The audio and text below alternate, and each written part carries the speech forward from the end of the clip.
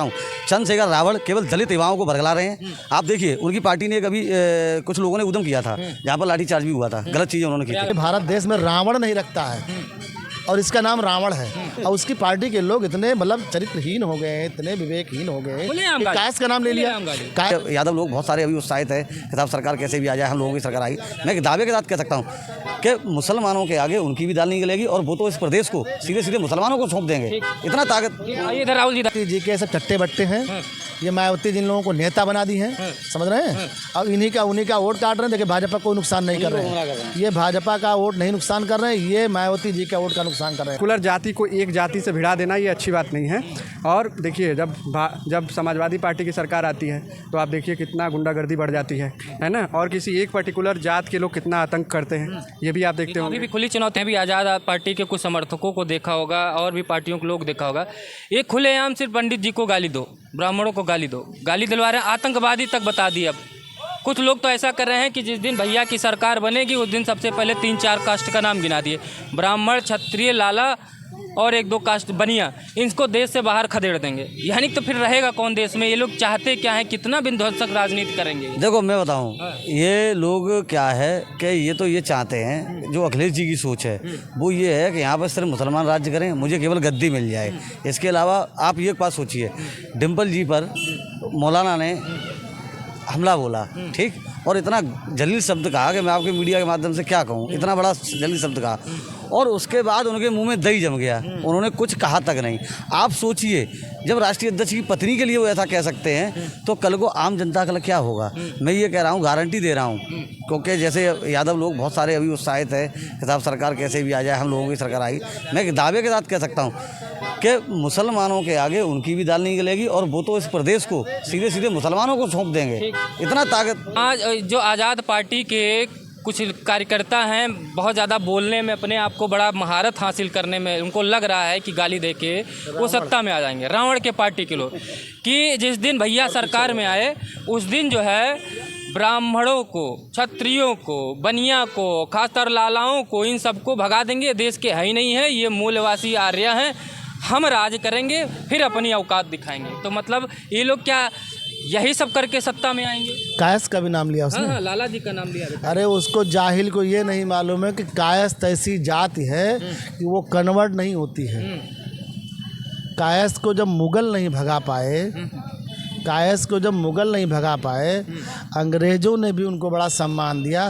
तो ये साले जाहिल जपाट, वो जो अपने बच्चे का नाम कोई हमारे भारत देश में रावण नहीं रखता है और इसका नाम रावण है और उसकी पार्टी के लोग इतने मतलब चरित्रहीन हो गए, इतने विवेकहीन हो गए। कायस का नाम ले लिया। कायस्थ को आज तक कोई भी पराजित नहीं कर पाया। कायस्थ ऐसी जाति है। तो कायस का नाम, कायस के लिए अगर समाज के लिए कोई बोलेगा तो हम खड़े हैं। कायस इधर आइए भैया, इधर आइए। आज़ाद पार्टी अगर आ गई सत्ता में तो देश से बाहर भगा दिए जाएंगे आप। यार मुझे तो हंसी आ रही कहाँ से आ जाएगी वो? अकेले, अपने आप अकेले तो सांसद है वो, कोई विधायक है उनका? अगर हो तो मुझे आप बता दीजिए, कहाँ से आ जाएगी? कभी जीवन में नहीं आएगी। इतना विध्वंसक राजनीति करके ये लोग आएंगे सत्ता में, लग रहा है। एक सांसद ही सीट पा गए, भीम आर्मी बना लिए, नीला झंडा टांग लिए, कुल मिला के हर जगह जहाँ देखिए उत्पात मचाते लग रहे हैं। क्या दलित राजनीति इतना, इनको दलित राजनीति में इतना उत्पात मचाना है कि दलितों के लिए जो लोगों के प्रति सम्मान है वो ख़त्म हो जाए? बहते पानी में गोता मार लिए हैं और कुछ नहीं है, ठीक है। अब की वो भी ख़त्म हो जाएंगे, ठीक है। क्या मतलब है यार? ये देश में जाएंगे अगर भगाए जाए? ये कहीं नहीं जाएंगे सीधे इंडिया छोड़ के ही जहाँ भी जाएंगे, वापसी भी नहीं होगी जल्दी। आप बताइए भैया, क्षत्रिय समाज भी जाएगा, ब्राह्मण भी भगा दिया जाएगा, कायस्थ भी भगा, मतलब जो जितने भी समण समाज के लोग आते हैं इनके हिसाब से इनको भगा दिया जाए। देखो अब मैं आपको बताऊं, रही बात क्षत्रियों की, अगर वो कह रहे हैं तो आप सोचिए, मुगलों से जो टक्कर ली, आज इस देश का अस्तित्व है, जो असली लड़ाई लड़ी वो क्षत्रियों ने लड़ी और उन्होंने अपने सर कटवा दिए, लेकिन उन्होंने कभी समझौता नहीं किया, यानी कि मुगलों के सामने कभी घुटने नहीं टेके। तब चंद्रशेखर रावण ये लोग कहाँ थे? इनके जो लोग थे उनको क्षत्रिय लोगों ने ही अपना ज़मीन में से करने खाने के लिए अपना उनका जो भी व्यवस्था हो सकती की थी। और दूसरी बात मैं आपको बताऊँ, चंद्रशेखर रावण केवल दलित युवाओं को भड़का रहे हैं। आप देखिए उनकी पार्टी ने कभी कुछ लोगों ने उद्यम किया था जहाँ पर लाठीचार्ज भी हुआ था, गलत चीज़ें उन्होंने की थी प्रयागराज में। आप सोचिए जब उनके कार्यकर्ता बंद हो गए और उन्होंने उन्हीं के कहने पे किया, उसके बाद चंद्रशेखर रावण ने कह दिया तो मेरे कार्यकर्ता है ही नहीं।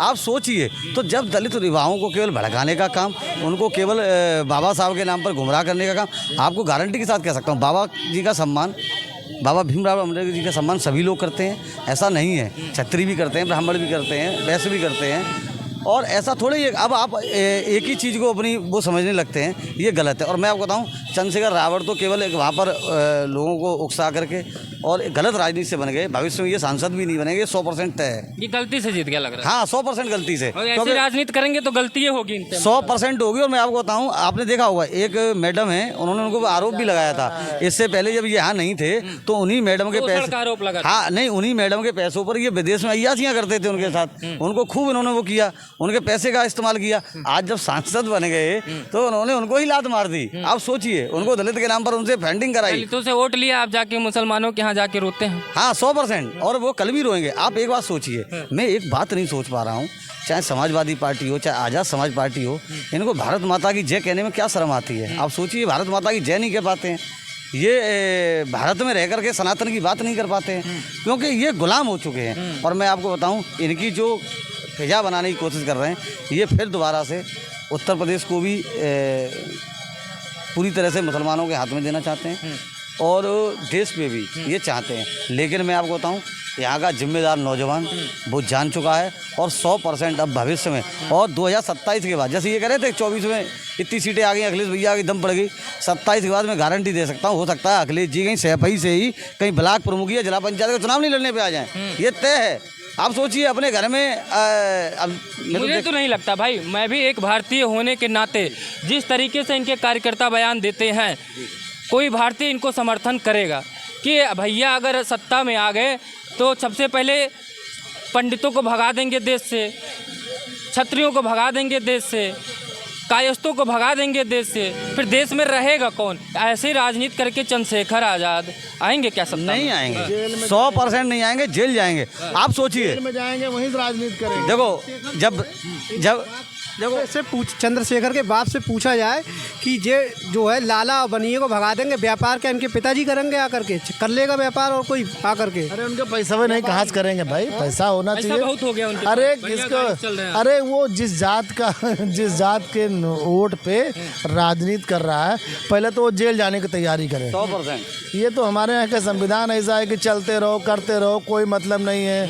अभी किसी जज ने कहा था कौन से देश में जाएंगे, हम ये पूछ रहे हैं। कौन? हम लोग हम भारत में ही रहेंगे। अरे हम भारत में रहेंगे, अब क्या बोले इनको, वही हाल है इनको। अभी गरिया दो तो कहीं गरीब को गरिया रहे हैं आप, नहीं गरीब इनको नहीं मार दो। वो गरीब नहीं। अरे बात का तो वो नहीं है ना, दलित का शोषण कहने लगते हैं। दलित का वोट ले करके ये दलितों की बेइज्जती कर रहा है, पूरे समाज की बेइज्जती कर रहा है। ये रावण, पहली बात तो कलंकित नाम ही इसने रख लिया। सही कह रहे हैं आप। जब इटावा कांड में जब उस दलित दंपति परिवार का यादव समाज के लोगों ने, यहाँ तक FIR में दर्ज है वो चीज़ें कि मारने पीटने के बाद उनके ऊपर जूतों में भर के पेशाब छिड़काव किया गया, जो कि FIR में दर्ज है। उसके बाद ये वहाँ नहीं गए, वैसे तो पहुंच जाते हैं हर जगह, वहाँ नहीं गए दलितों के बचाव में कि वहाँ चले जाए। लेकिन एक जनसभा करनी थी मुसलमानों की, तो वहाँ जाके मुसलमानों का रोना लोग कि हम खड़े हैं तुम्हारे लिए, तो तुम अपने समाज से वोट लो, अपने ही समाज के लिए खड़े नहीं हो, तो क्यों नहीं गए इटावा कांड में? इनके पापा मुसलमान तो नहीं हैं, और दलित और मुसलमान ये दोनों एंटी होते थे, दलित और मुसलमान। अब ये मुसलमान को भी इकट्ठा करने में लगे हैं, कैसे उठा जाए, वो हो जाएगा। मुसलमान तो जो है क्या कहते हैं, अखिलेश जी के साथ में है, ये मुसलमान में भी घुसे हुए हैं। कहीं हमको इनके ब्रीड के ऊपर भी लग रहा है कि कहीं ऐसा तो नहीं, आपस में तो नहीं भिड़ेंगे। हाँ नहीं, ये मायावती जी को भी टीम कहते हैं, तो क्या ये लोग आपस में भिड़ेंगे कि? मायावती जी के सब चट्टे बट्टे हैं। ये मायावती जिन लोगों को नेता बना दी हैं, समझ रहे हैं, और उन्हीं का वोट काट रहे हैं। देखिए भाजपा कोई नुकसान नहीं कर रहे हैं, ये भाजपा का वोट नहीं नुकसान कर रहे हैं, ये मायावती जी का वोट का नुकसान कर रहे हैं। और मायावती जी चुनाव लड़ेंगी तो उनका सीट बढ़ेगा। ठीक है। पार्टी के नेता हैं चंद्रशेखर आज़ाद, बड़े नेता बन गए हैं आजकल दलितों की राजनीति करके। उनके पार्टी के कुछ लोग, अभी आज ही का एक वीडियो फतेहपुर का है कि एक रैली निकालते हैं और ब्राह्मणों को आतंकवादी बता देते हैं। और दूसरा ये कि उन्हीं के कुछ नेता कह रहे हैं कि ये जिस दिन भैया सत्ता में आ गए उस दिन जो है ब्राह्मण, क्षत्रिय, लाला और जो है 2-3 जातियों का और नाम लिए इनको देश से भगा देंगे। तब फिर रहेगा कौन देश में, यही जाना। क्या ऐसी राजनीति करके चंद्रशेखर आज़ाद सत्ता में आएंगे? देखिए, ये देश बाबा साहब अम्बेडकर का है। ये देश इस देश के महापुरुषों का है। बाबा साहब अम्बेडकर ने सभी को एक व्यवस्था दिया, कभी सबको एक समान व्यवस्था दिया, सभी को आरक्षण देकर सबको आगे बढ़ने का मौका दिया है। तो ये जो मतलब लड़ाने वाली बात है, जातियों में आपस में लड़ाने वाली बात है, तो ये तो बिल्कुल नहीं करना चाहिए, क्योंकि आपसी सद्भाव आपस में मतलब बिगड़ता है। तो दो जातियों के बीच जब संघर्ष होता है तो कहीं ना कहीं समाज बहुत पीछे जाता है। तो इस चीज़ के तो मतलब ये गलत बातें तो बिल्कुल ना करें कि ये देश पहली बात ब्राह्मणों का भी है, क्षत्रियों का भी है, वैश्यों का भी है, शूद्रों का भी है। और ये ब्राह्मण, क्षत्रिय, वैश्य, शूद्रों से भी बढ़कर हम सभी लोग भारतीय हैं। तो हमें जो है अपने अंदर राष्ट्र प्रेम, राष्ट्र की भावना रखनी चाहिए। हमारा देश का हम प्रत्येक जो नागरिक है वो घृणा की भावना पैदा कर रहे हैं कार्यकर्ताओं के मन में।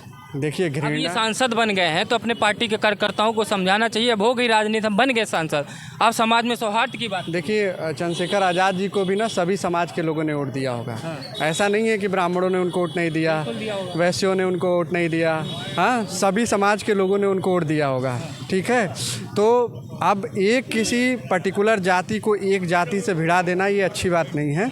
और देखिए, जब समाजवादी पार्टी की सरकार आती है तो आप देखिए कितना गुंडागर्दी बढ़ जाती है ना। और किसी एक पर्टिकुलर जात के लोग कितना आतंक करते हैं, ये भी आप देखते होंगे। अभी भी खुली चुनौती दी जा रही, भैया आएंगे तो देख लेंगे। अब भैया आएंगे तो देख लेंगे, भैया आएंगे तो देख लेंगे। तो ये जो है इस गुंडागर्दी को कम करने के लिए, और सबसे ज़्यादा दलितों के ऊपर अत्याचार होता है। ब्राह्मण तो सबल है, क्षत्रिय तो सबल है, और वैसे भी सबल है, तो इनके ऊपर कुछ नहीं होता है। तो मैं दलित समाज से यही कहना चाहूँगा कि आपको सीखना चाहिए ब्राह्मण समाज से। ब्राह्मण समाज को आजकल लोग सबसे ज़्यादा गालियाँ ब्राह्मण समाज को ही देते हैं, लेकिन ब्राह्मण समाज हमेशा अडिग की तरह खड़ा रहता है। वो गाली भी सुनता है और यातनाएं भी सहता है, और उसके बाद भी वो सबको अपनाता है। कहता है वो एक माला में सबको जो है पिरोने की कोशिश करता है। क्या बहन जी के पास सतीश चंद्र मिश्रा जी नहीं है? अखिलेश जी के पास माता प्रसाद पांडे जी नहीं है? तो हर जगह वो कोशिश उनकी ये रहती है कि भाई सबको अपनाओ, अपनाने का भाव सबको रहता है। तो दलितों को भी ये होना चाहिए कि जो ब्राह्मण समाज में हाईली इंटेलेक्चुअल लोग हैं, जो हमारे समाज में, खुद दलित समाज से हूँ इसलिए कहता हूँ कि जो उस समाज में हाईली इंटेलेक्चुअल लोग हैं उनसे सीखना चाहिए, उनके पास रह के उनके बुद्धि विवेक को समझना चाहिए। अगर वो आपसे विद्वान है तो उनका सम्मान करना चाहिए। लेकिन जाति पाति की, क्योंकि बाबा साहब चाहते थे। आप बीजेपी में तो नहीं हैं? भारतीय जनता पार्टी में हूँ, वो अलग। तो आपको मानेंगे नहीं कि आप दलित, यही तो दिक्कत है। वो आपको मानेंगे नहीं आप दलित, तो सर्टिफिकेट मांगने लगेंगे आपसे।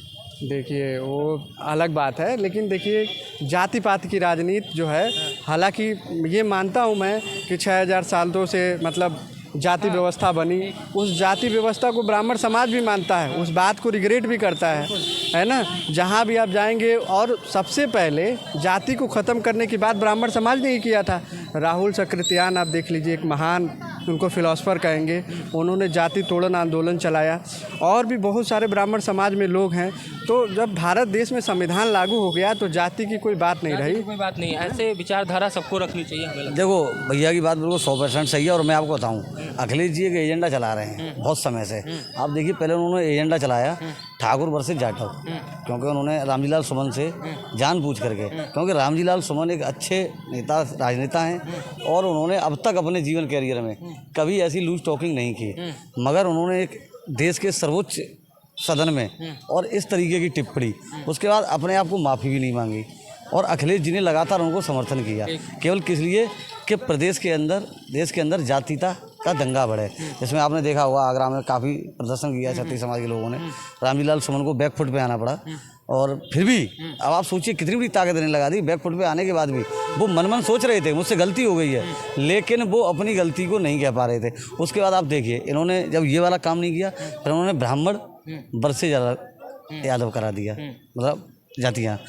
और उसके बाद और ये इसी तगाड़ में है कि कैसे भी करके प्रदेश के अंदर जातीयता का माहौल बने, दंगा फसाद हो, जिससे कि लोग टूट करके आएँ। लेकिन मैं आपको बताऊं, उत्तर प्रदेश के परम पूज्य महाराज जी जो पूरी तरह से सख्त हैं ऐसी चीज़ों पर, और उन्होंने पूरा संज्ञान लिया है और इनकी ऐसी कोई चीज़ें अब फलीभूत नहीं होने वाली हैं और ये तय है कि 100% अखिलेश जी अब 27 तो छोड़िए, आगे भी सपना